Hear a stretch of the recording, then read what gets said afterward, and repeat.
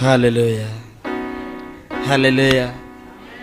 Nova mfise umunezero mwinshi kuri uyu munsi wa Reuben. N'umunsi udasanzwe kuri jewe. Baririmbye indirimbo nziza cyane. Mugabo hageze aho baririmba karirimbo ndarira musozi. Kuko ako karirimbo twigeze kukaririmba cyane. N'umuntu twakaririmbanye yahavuye yitaba Imana kubera yahavuye aja mu vyaha acagwara ingwara maze imutuma acapfa hataragera. Urazi ko umuntu ashobora gupfa igihe kiwe kitaragera. Bwana tusaidie sana. Amen. Icyomba nk'abimfura. Icyomba nk'abimfura. Ubwiriho muri kumati icyomba nk'abimfura. Hari abana b'imfura bari hano. Bashira ukuboko hejuru. Amen. Murahiriwe sha. Murahiriwe vraiment. Ndabonye umupapa n'umumama bose ari imfura. Barahiriwe cyane gose. Amen, amen. Hallelujah. Icyomba nk'abimfura. Imfura irakundwa cyane bimwe bitabaho. Kandi n'ugomba kugukorera ikibi agikorera imfura yawe. Kandi akoze ku mfura yawe umutima wawe urababara kurusha uko yokora ku bandi bose. Nta mwana kundwa nk'imfura. Nta mwana Satani ahiga nk'imfura. Uzurabe mu miryango myinshi umwana w'imfura adakijijwe neza aba umupagana kwije amategeko. Ntaba hagati na hagati. Swati Imana iramujana bien cyangwa Satani akamujana bien. Amen. Amen. Icyoma nkaba imfura muri vyose. Ukaba uwa mbere uhonyoza y'ikirenge. Niyumviriye Abisirayeli igihe ikiyaga gitukura gipasutse bo kubiri. Umuntu yabaye wa mbere kuhahonyora ni imfura. Kandi ararinda kurusha bose. Yumvira ahantu hari ikiyaga ntuzi ko ho bari wa musenyi wo bunyika ukahahonyora ubwa mbere. Umuntu yoba wa mbere mu rugamba akaja imbere mu bandi. Nibaze bakurasi inyuma uhunga urugamba, bazo bakurasi imbere uri kurahangana nabo. Amen. Amen. Ndiko mvuga imvugo y'igiporoti kumbura utumva cyane. Hari shengero hamu munsi haba igikorane kuri siège. Maze pastori ntiyaza aja hariya kuri siège. Maze haza umukristo mushasha ataramenyereye imvugo y'igiporoti. Acarabaza ati Yesu no musi ntiyaje. Hano bose ne babitaho. Kumbe kujya kuntu duhamagara ati ngwino kwa Yesu. We yabona wa mupapa w'umupastori yicaye haje imbere ko ari we Yesu. Mbona tusaidie sana. Kandi ivyo nivyabaye. Ati ngwino kuri Yesu. Nawe kibaza ko ari hajya. Yari yamaze kuza kangahe. Maze uwo munsi yasivye acarabaza ati Yesu ntiyaje no munsi. Sinzi ko nanje ndiko mvuga imvugo y'igiporoti tumva. Hundi nabambwiye ati ngwino urabe umusaraba urakira. Yaguma yitegereza ari amasengero usanga umusaraba ucafye hajya imbere. Yaguma yitegereza akavuga ati none ko ntarakira. Ni imvugo dukoresha. Amen. Botuma bandasi imbere hako bandasi inyuma. Mvuga iki? Mvuga ko utegereza kubandanya kugeza aho ubu wa mbere. Amen. Ubu wa mbere sinshaka kuba wa kabiri ntibikunda. Sinshaka no kuba wa gatatu, nkeneye kuba wa mbere. Amen. Ngomba kuba wa mbere mu kwihangana. Ngomba kuba wa mbere mu kugira neza. Ngomba kuba wa mbere aho Yesu azoba ari ariko aravuga inkuru acishamo ashisha mu izina ryanje. Birabaho. Yes, birabaho. Aho Yesu ariko aratera inkuru, ndibaza aratera inkuru n'abamarayika nawe nturumva nti nyoguma ari wenyine n'ababatama 24. Habya ati uraza makuru cushiraho izina ryawe. Urazi Jackson hariya. Yihanganye cyane numva umutima wanje. Hallelujah. Reka dusome igitabo cyo kuvayo 11 igitabo cyo kuvayo 11 ku murongo wa mbere. Umuntu umwe ashaka kudusomera akoresheje microphone.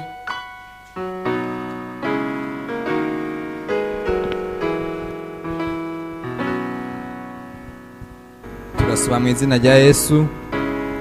Uhoraho abarira Mose ati, hasigaye icyago kimwe nzorekurira kuri Farawo no ku banyegiputa, hanyuma azobarekura mugende, kandi igihe azobarekura mbere azonabirukana. Imana ishimwe cyane.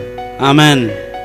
Igihe Abisirayeli babaye muri Egiputa, sinza kuvuga byinshi murabizi. Igihe cyose babaye muri Egiputa, harageze igihe Imana igomba kubakurayo ibajane mu gihugu cyabo cy'isezerano.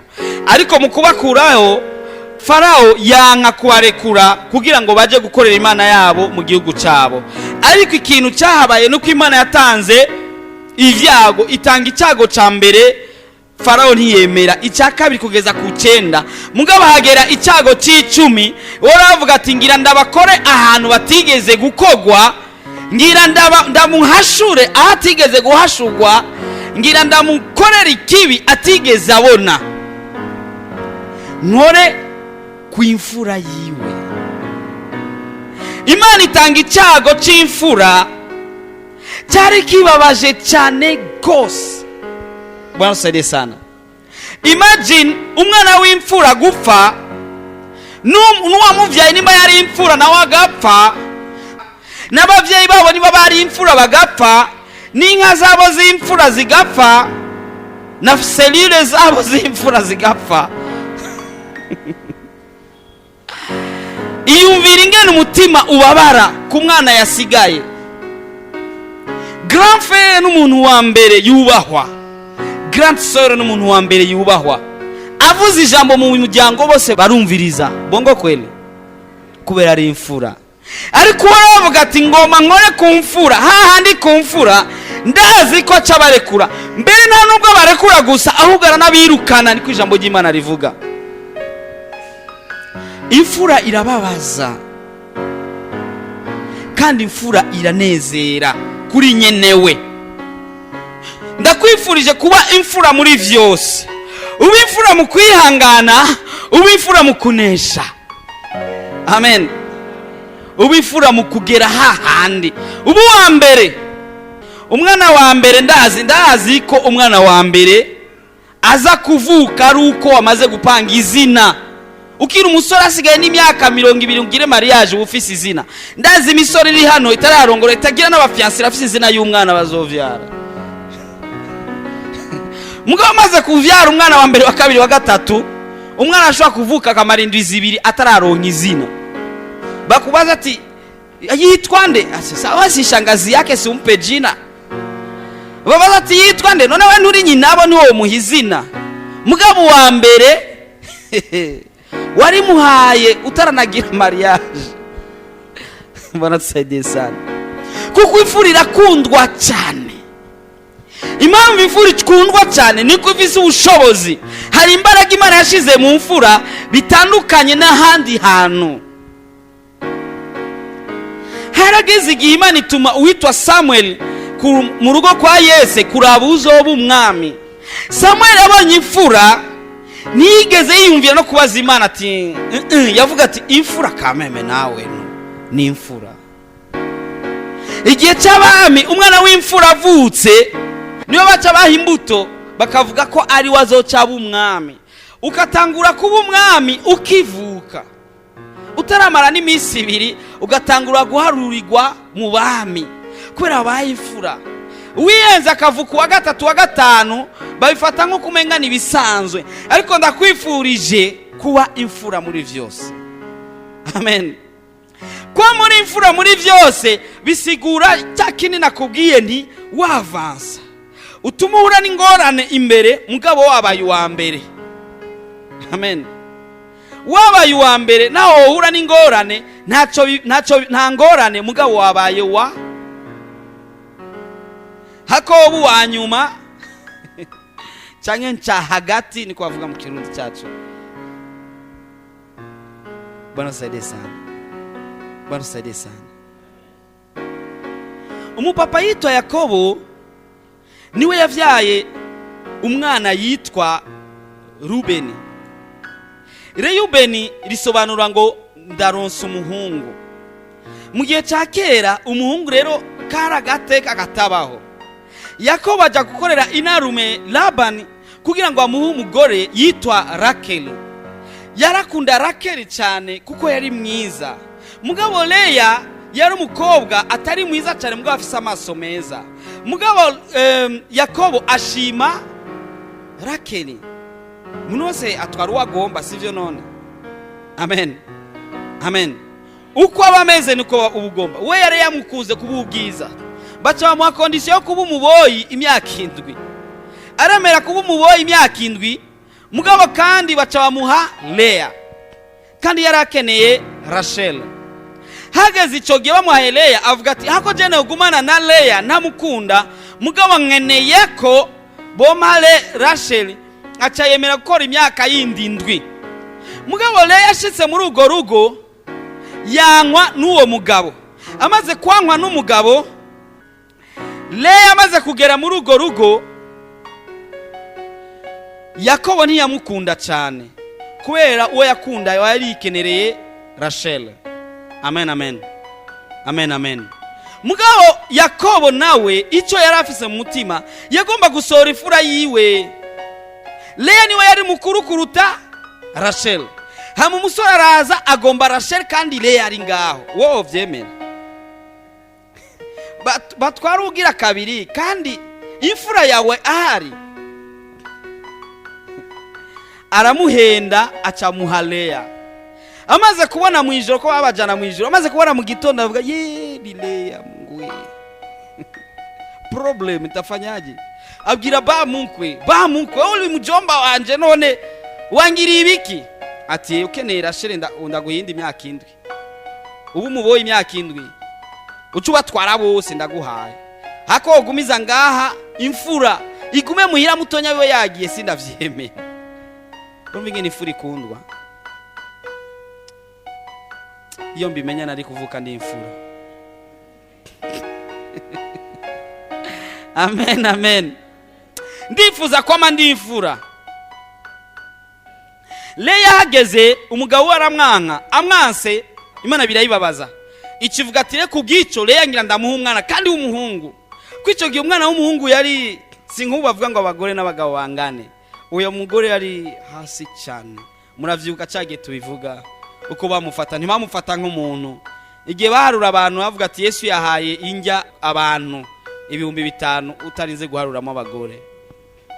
Baraba abagore bagasimba ati 3 4 5. Imana ikimuha umuhungu ko niwe yari afise valeur muri ico gihe. Imana ikimuha umuhungu aca mwita izina Reyubeni, risobanura ati ndaronsa umuhungu. Ndakwifuriza kuba imfura muri vyose. Iwanyu ntabwo bagisenga cyane nkuko bahora basenga. Nurindira undi abari batanguza amasengesho muhira, buwa mbere atanguje amasengesho. Amen. Muri quartier iwanyu nta cellule ihari. Nurindira abandi baba ba mbere gutangura cellule, buwa mbere. Amen. Ndifuza kwa mu wa mbere muri vyose. Uraza abantu bariko barahigana biruka, uzurabe wa undi wa mbere baramushima cyane kurusha wa undi. Amen. Ndifuza kuba imfura muri vyose. Ndifuza kwama ndi imfura muri vyose. Sinshaka kuba umurizo. Mugabo ngomba komba nkuko ijambo ry'Imana n'Imana twifuriza kwama turi imfura. Ati tubi imitwe ntitubi imirizo. Urabe hano hose utanguza umutwe. Turabira kubikoko byose imitwe iri imbere. Nta gikoko na kimwe gifise umutwe inyuma. Hama umurizo akaba utangura imbere hama nibibaho. Ni imfura ntigende imbere. Hallelujah. Hallelujah. Hallelujah. Ndagomba ko Imana ikugirira neza, wihangane ube imfura mu bintu vyose vyiza. Mu bintu byose vyiza ndifuza ko Imana yongirira neza nkabifura kandi nkabakarorokeza muri bose. mu gihe abantu bose birengagije ya mfuvyi iri hajya, we ukayitaho, mu gihe bose bavyanse ukaba imfura. Amen. Imfura no yitiranya n'imbuto. Imbuto yinjiye mu ivu iravyara, irakura ikavyara bikaba vyinshi. Imfura nayo nitangura ibindi byose bigakurikira. Ndakwifurije kuba imfura muri vyose. Mu kazi ukora ndagomba ko uba imfura mu mvuga kuri. Hari umuntu yashingiye intahe ubushize ambwira ko bamwirukanye ku kazi kubera atiba. Yabaye imfura kandi babanje kumwaviza kumumenyesha imbere y'igihe, bambwira ati tugira tukwirukane nimba utemera ko dukorana muri aya manyanga. Bavuga ati sinshobora. Yarabaye imfura muri ako kazi.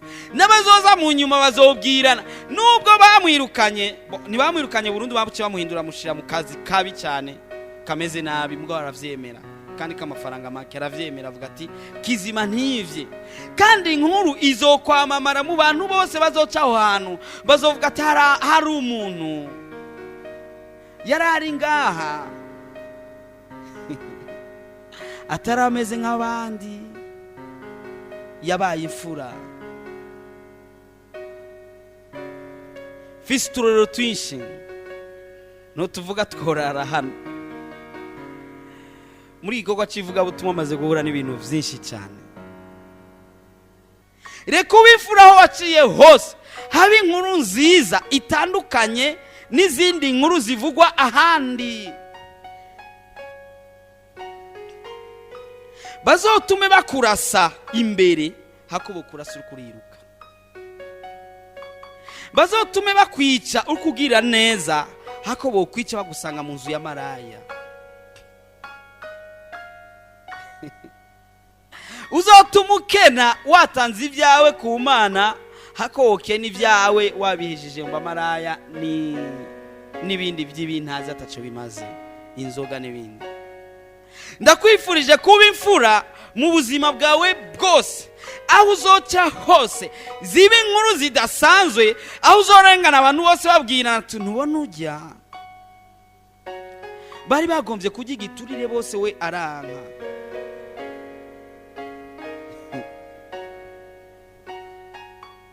Bari bavuze ati tuje ku mupfumu, we niwe wenyene yavuze ati ntitugende.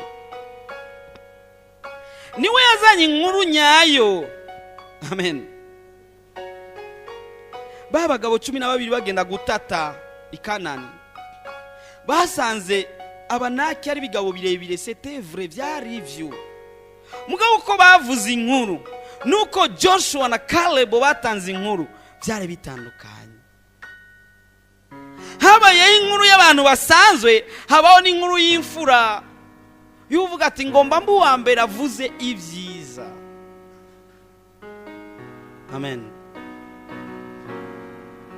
Hari ikindi gihe abantu bashaka kuvuma umuntu bakavuga ati nacu uzovamo nacu nana, bakavuga urazi kuvuma ingene bavuma, wewe shika haja ahantu hezagire, ugira ati nakubariki mpaka panya za nyumbani zinenepe mpaka kuku za jirani zije kutaga hapo kwako, ili zimaanishe kwamba wewe ni mbarikiwa. Bariki hako twovuma tubahezagire, n'abatugiriye nabi tubahezagire. Mbeno nabazokwibukira kuki wewe ko bakuzi mu quartier kutukana bimwe by'ubumesha, bakuzi nk'umusambanyi karuhariwe. Reka abantu babwirana ati yo ukikosa chumvi fasi yote wende kwa mama fulani yawe zikukuima. Reka babwirana uko ati wabuze umunyu hose bakwimye ja kwa mama ntuzenya ntashobora kukwima. Amen. Amen. Wabuze ugusengera genda kwa naka araza kugusengera. Wabuze akarasiyo genda kwa naka ntiyobura akarasiyo aguha. Wabuze byananiranye genda kwa naka ntiyobura kovyo, kuko we ni imfura. Amen. Urashobora kuba iwanyu wavutse uri wa gatanu canke wa deisi canke wa veni, mugabo ndagomba ko mu Mana uba imfura. Amen. Ninde yifuza kuba imfura mu Mana? Haleluya. Naje ndifuza kuba imfura mu Mana. Amen. Ndifuza kuba imfura mu Mana. Ndifuza ko ligara yo mu ijuru bavuga amakuru yanje gusa. Urazi mu kuzimu bariko barakuganiraho bakuvuga ivyabo ati aturazi naka nace ndamutera ikinyoma acara mubesha bica bigenda bien. Ati urabona mugo mu ijuru bariko baravuga turazi wa mwigwe cyangwa wa mupapa cyangwa ati Satana caraza agomba kumutera ikinyoma acaranka aravuga ukuri kwamye. Amen. Ndifuza kwama ndimfura. Ndifuza ko abo wa mbere gukora ikintu gishasha muri quartier yawe. Urazi ko uba mu quartier ntagire n'umuntu n'umakuzi. Urazi boza kubaza chef de quartier bakabaza izina ryawe de quartier atakuzi. Nta nubwo akuzi nabi, nta nubwo akuzi neza, nta nubwo akuzi na katikati uruko. Amen. Gira icyo ukoze muri societe urimo bakumenye ubifura. Umunyeshuri umwe niwe yaronse sheke mu ndero. Mugo yarafise yandi manota yose kandi yategezwa kucatemuka. Umunsi wa deliberation acazinduka kare mu gitondo arakura amaklase yose. Muri direction yabiri umplanta ati umbabarire no kuri genda hakore. Arakora hose ikibuga cyose. Abigisha bakoranye bavuga ati kameme nawe no. Reka tumuderibere mu ndero kandi bitabaho. Amen. Yarabaye ifura kandi iyo nkuru yakwiragiye hose. Yarabaye ifura. Muri quartier ntabwo bakuzi kora ikintu kimwe cyonyene. Tumuhagarara kwibara barubwira abantu na batatu ubutumwa basi bakumenye mu quartier bavuga tujya ninde ati we nuzi ko ari wa mudamu wabaha, nuzi ko ari wa mpapa. Hari umugabo umwe yabigize umunsi umwe aja haruguru gatonya abantu bose baca barivuye mu quartier aca hagarara nk'icuma canke nk'igiti canke nka agumuko afyi amaso nk'uwapfuye mugabo ahagaze. Abantu bose baramwitegereza aca gwinyuma nk'igiti kap. Abantu bose baca barakungera baraza barapepeye baragira gute aca ravyuka buke bamaze kwegerana atangura kubabwira ubutumwa. Amen. Amen, amen. Ico ni bazopfa bakimwibagiye ko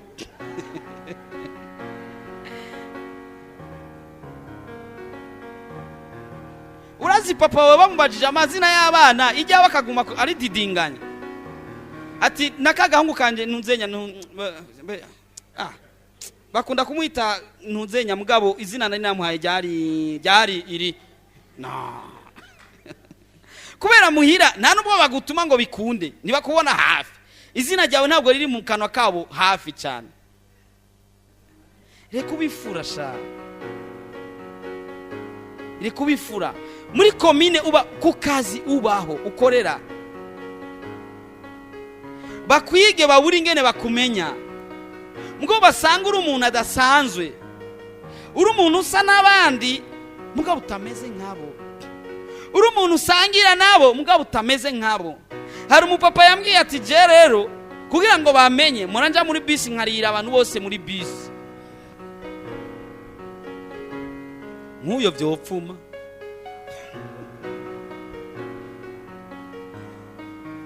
Amen. Gira icyo ukoze nuzopfa ashitse ahagiye avuga ati je vraiment narinze umuntu ku isi.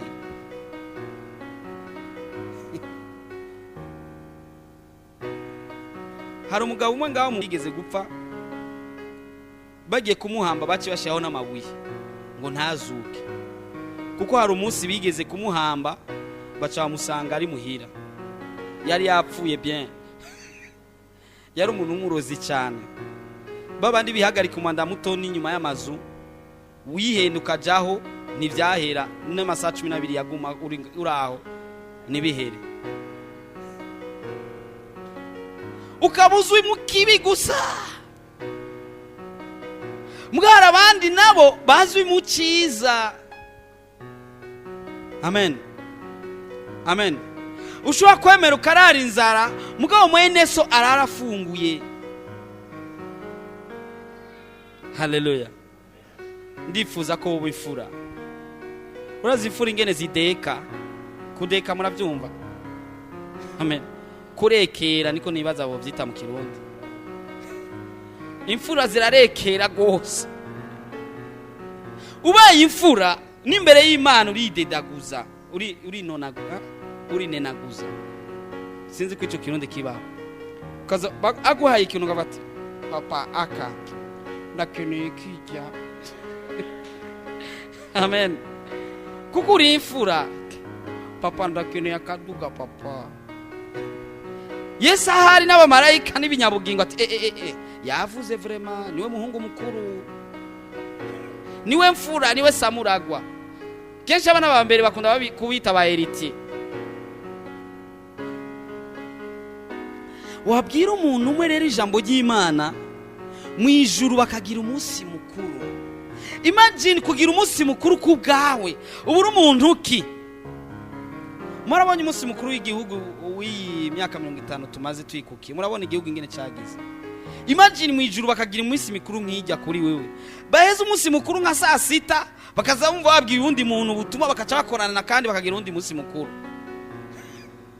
Sije mbivuze n'ijambo ry'Imana ati mu ijuru bagira umunsi mukuru y'umuntu umwe akijijwe. Nibabazanya ati none niriya mubwiye ubutumwa, shiraho izina ryawe ati ni Jackson. Sasa mu ijuru bakaguma bumva iyo zina abamarayika baje nimba banywa nimba bajya muri uwo munsi mukuru, ibinyabugingo nimba biriko birajya nimba biriko muri uwo munsi mukuru bakaguma bumva izina ryawe. Eske uzogira ingorane nimwe babure ko intervena? Tuvugana ukuri. Reka mu ijuru bavuga amakuru yawe gusa kuko wabaye imfura. Ndagomba ko mu ijuru bavuga inkuru zanje gusa kuko nabaye imfura. Hari kindi gihe na accident igutinya kubwo Imana ibizi impamvu inyungu mufitiye kuruta ingene ukunda kumusumbua kila siku. Misi yose niwe bafashe uri kuragwana, niwe bafashe uri kuratukana, niwe bafashe uri kurasambana.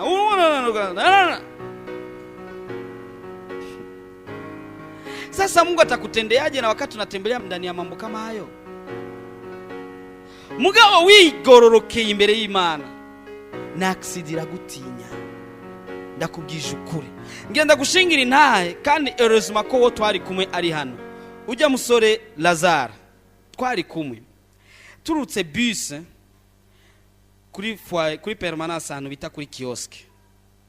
Hama ngenda kujabuka ngira ninjire mu bwiza, murahabona?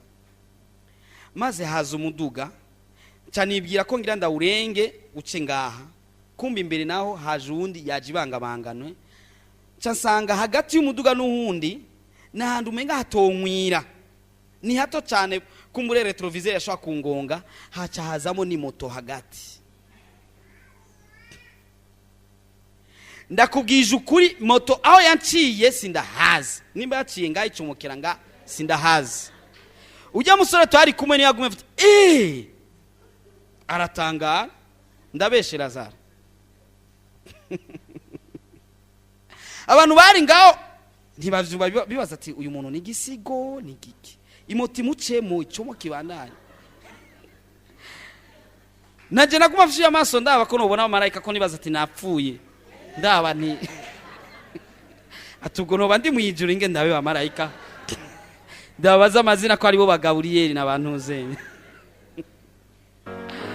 Bana saidie sana. Nuko biransiga. Hari Imana ivuga ati nibikunda kupfa. Naho ogi sumi imeze gute? Imana yibutse ivyo uri kurakora.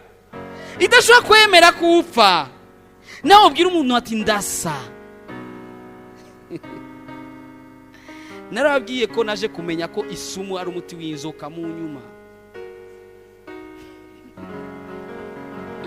Amen. Kumayange gusa umuntu umwe yampaye isumu arambwira ati naguhaye isumu kandi utegereza gupfa. Ndumva mbabaye, nanje rero navukanya akarimi ntiworaba, nca ndamubwira nti yitwa ko ari umukizwa kandi umuntu w'umusenzi, yama yirirwa mu vyumba vy'amasengesho kandi arabinyibwirira ko yarazi ko ntegeza gupfa uwo mwanya nyene. Ndamubwira nimba wizera Bibiliya, nimba zi ko ijambo ry'Imana ritubwira ko tuzogira ibitwica ntibitwice, nimba wayishize mu biharage, nimba no mu biharage washizemo ibirungo, sasa iyo sumu cyabaye ikirungo mu bindi. Arashavura avuga ati sawa, tutaona. Malaika wanashughulika, bariruka bakavuga ati no kameme, operasiyo zo mu ijuru zikaza, abadokteri bakomakomeye yari yabakaza ati no ntibikunda. No malaika ajeje kukuzana yari avuga ati vraiment naka naze, ujeje kuzigama abantu ati no kameme, none ko twamuteguye ko azobwira ubutumwa naka. Mugabo nimba uhari kubwo gufungura mu gatondo icyayi kimeze neza, saa sita repa nzuri, konsa mwijoro uko nyene, atakindi bakuzi ko mu ijuru, bakuzi nk'umuntu uzi kunywa amafanta cyane, cyangwa bakuzi ko umuntu uzi ufise style nziza, mu ijuru bakaba bakuzi ko uzi kuvuza umuziki neza, cyangwa uzi gutamba neza, cyangwa bakuzi ne. Hawatashughulika bwana. Hata ufeleo wewe si umeokoka, unaenda mbinguni hakuna shida. Lakini hapa kudunia tutalindwa wakati tunahubiri injili ya Yesu. Amen. Naje kumenya ko isumu ari dawa ya nyoka. Igihe bame isumu, muganga arapima hose, apima ingwara zose, erezuma ko ntari mfise ingwara yindi, sino bari kuguma bavuriyo isumu nayiguma inyica. Bapima ingwara zose, muganga arazibura. Imagine umuntu angana nanje, twamatwari ibitungura murazingire bifise mikrobe, imikate bafata amafaranga yakozeho n'umuntu wari we wese, bakakusura gatukatira ko imikate. Murabizi ko ucafa amazi yacu tunywa, murazi ko tutayateka, murabizi niburi na kahamibe nikobuze mu munda.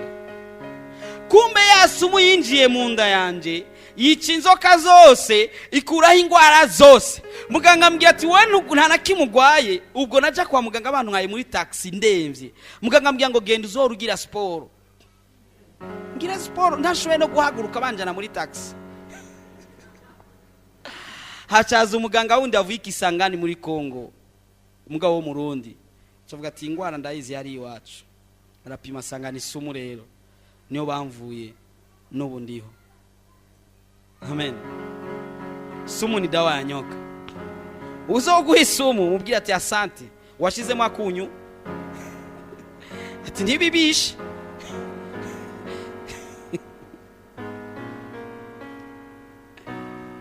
Reka tubifura sha, reka tubifura. Amen. Reka tubifura. Je ngomba kubifura mu gusengera abantu bagwaye umugera wa sida. Amen. Hari umuntu nigeze gusengera, uyo mugera wa sida arakira. Ndazi kumusurizi nazo za hano kubashingira intaye, yaripimishije arakira.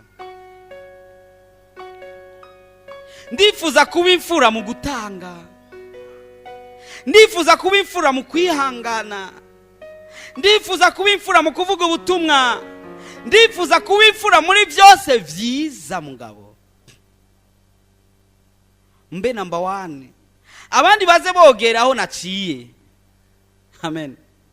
Mugabo w'amakuru yawe, nubwo uri kuraganira, uvuga ingene wanyoye amafana 3, uvuga ingene umutayeri yagutebeje kushona ya muzu, uvuga amakuru y'ingene injya zaduzi beyi, uvuga amakuru y'ingene bisi bagusize, uvuga amakuru asanzwe abayabaye. Ngo nta nkuru uvuga ati uno munsi hari umuntu nabwiye ubutumwa sha acarakizwa. Amen. Ndifuza umunsi umwe ndi mu ijuru Paulo ambaza ati ni wewe. Amen. We navyo wifuza ati twarumva amakuru yawe shatwe tubereye mu ijuru, tuvuga ati komera.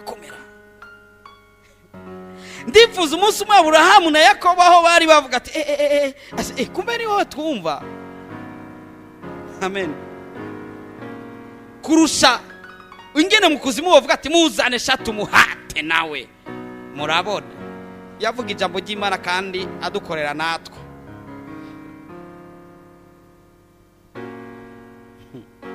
Ndifuza umunsi umwe ndi kumwe na Yesu afise agatambara avuga ati Jack ihoreresha mwana, ibyawe nari ndabizi, nabiretse mbibona, nari ndindiriye ikigiye kugira ngo gishike, kugira ngo ndakwizanire hafi yanje uibonere vyiza, ule matunda ya nchi na uone yale ambayo nimekuandalia.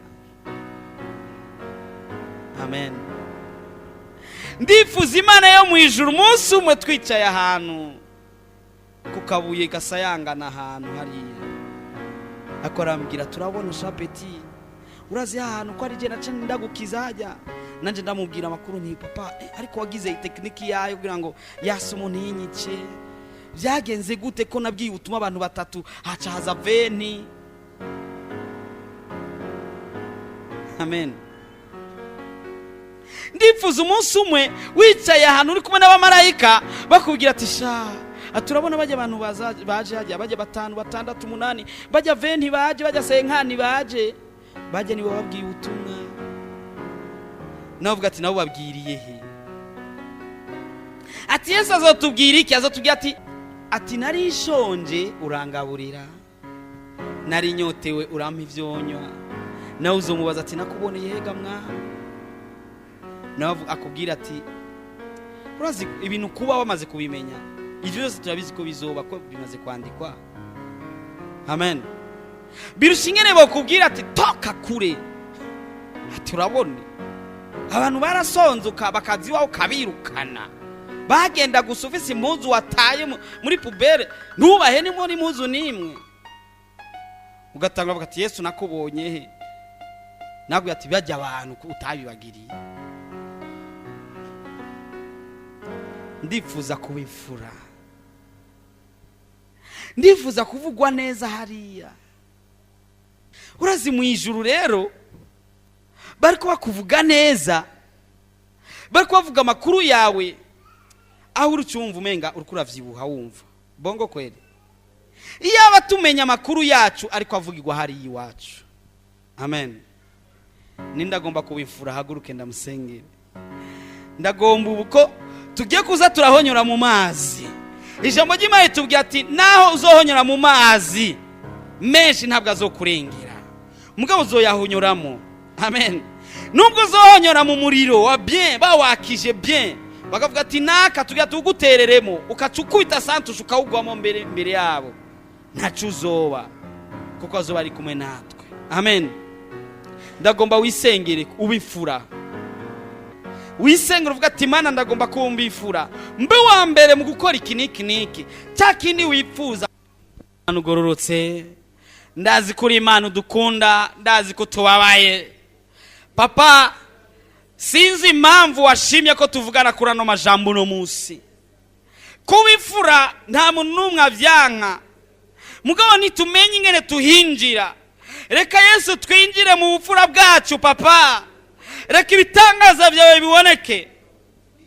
Emane data keneza ngabire zazindi nyene, akeneye kumukoresha kwa kundi nyene. Amakuru yiwe kahise kiwe avugwa ko inkurumbi gusa, mu ijuru bicaye bavuga inkurumbi ziwe gusa. Reka paji hinduke, batangure kuvuga ivyiza yakoze n'ivyo yakorewe n'ivyo agiye gukorerwa. Yesu kore bitangaza. Reka Mana bigaragare kuri Imana idasanzwe, reka Mana bigaragare kuri udasanzwe, reka abantu bose bamenye ivyo wakoze biciye muri uno mwene data. Yesu bagirire neza, babera inyishu muri vya muri zangorane barimwo, babera inyishu muri ya magogwa barimo. Era aba barakurira ijoro n'umurango, bakeneye kubabera ifura, ko nabo bo bifura. Reka binjire mu masezerano yabo. Dore Satani abateza ubwoba, mu izina rya Yesu ndanse ubwoba. Reka binjire mu gihugu cy'isezerano, reka bajabuke Yorodani amahoro, reka bishike, reka bigende neza. Ndazi kuza kubikora, ni mu izina rya Yesu Kristo mwami n'umucunguzi wacu. Amen. Mugihagaze umuntu yoba ari bwa mbere yakira Yesu Kristo, agomba kwakira Yesu Kristo umwami n'umukiza wiwe, arashobora gushira ukuboko hejuru. Umuntu agomba kwakira Yesu Kristo, Yesu aguhezagire, Yesu aguhezagire nawe, uwundi Yesu aguhezagire cyane, Yesu aguhezagire cyane. Okay, reka bajya abantu bashize aboko hejuru mushikane imbere. Reka mwigore gato mushikane imbere. Mushike hano imbere, mushike. Abandi bicare. Haleluya. Uno munsi mubaye imfura sha. Mwijuru bagize iminsi mikuru. Amen. Iyo banarinze agakora se bari kwaririmba mwijuru nanje noririmbye nka participa. Amen. Reka musubiremo no majambo. Uti mwami Yesu, ndaje imbere yawe, ndi umunyavyaha, ntacyo maze, nagendeye muri byinshi bitakunezera, noneho ndakwakiriye, unkure mu gitabo cy'urupfu, unshire mu gitabo cy'ubugingo, mu izina ryawe ryera Yesu. Amen. Reka ndagusengere rero. Mwami Yesu, ndazi kugira neza bukira bugaca, ndazi ko ino tariki wari uyizi, ni tariki abana b'abantu tutari tuzi kiza ko haba uno munsi, mugo wari uzi ko harabaza kuvuka uno munsi. Papa, reka wigaragaze nk'Imana ubaharire, ibicumuro byabo byose bihanagugwe, maze batangure urugendo rushasha. Kuva uno munsi babe abakozi bawe kandi bagukorere neza kugeza aho uzobahembera ku munsi w'iherezo. Ndazi ko wabikoze, mu izina ryawe ryera Yesu Kristo, umwami n'umucunguzi wacu. Amen.